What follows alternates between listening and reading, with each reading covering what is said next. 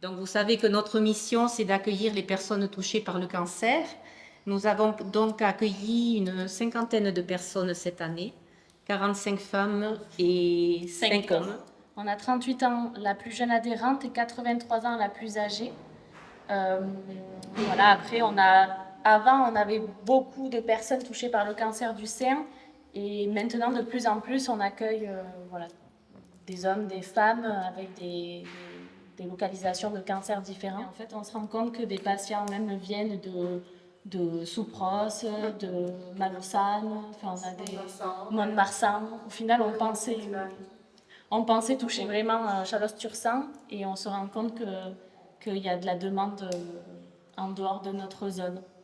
Les activités qui ont eu lieu à la ODI, les récurrentes et les activités habituelles, et la gym et le pilate animé par Albert, comme le citait Dominique.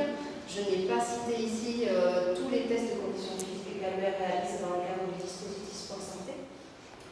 Le yoga, il y a eu 36 séances sur l'année 2023, 10 adhérents y ont participé, avec une fréquence de participation par séance de 3 à 4 personnes. La socio-esthétique animée par Elodie, elle a donc proposé 44 séances à nos adhérents, 42 séances individuelles, que ce soit du modelage détente, des temps de conseil, des soins du visage. Pauline a donc fait 42 heures de suivi individuel en diététique. Et il y a eu 23 suivis individuels, dont 13 nouveaux adhérents. Toutes les personnes ne sont pas au même stade dans la maladie, au même traitement. Et du coup, on a toujours voulu privilégier la qualité plutôt que le grand nombre. Donc c'est pour ça que les séances, on avait dit un maximum de 6 à 8 pour qu'on garde quand même cette qualité, cette dynamique de groupe, tout en veillant à cette qualité individuelle d'accompagnement. La OI est soutenue énormément localement. Donc ici en image, voilà, quelques soutiens qui ne sont pas tous parce que sinon on ferait encore des heures. On est contente de cette mission qu'on s'est donnée, mais c'est vrai que ça devient une prise de tête quand même le fonctionnement. On n'a que des frais de fonctionnement, la plupart des appels à projets ne veulent pas financer des frais de fonctionnement. Donc, d'où l'importance, et encore merci, dites-le aux communes, dites-le, voilà, même si c'est que 100 € par commune par an pour aller à Oli, ça sera bien. Notre cabinet comptable a dit ça fait 2 années que vous êtes en négatif, ça serait bien si vous remontiez un peu la barre. Voilà.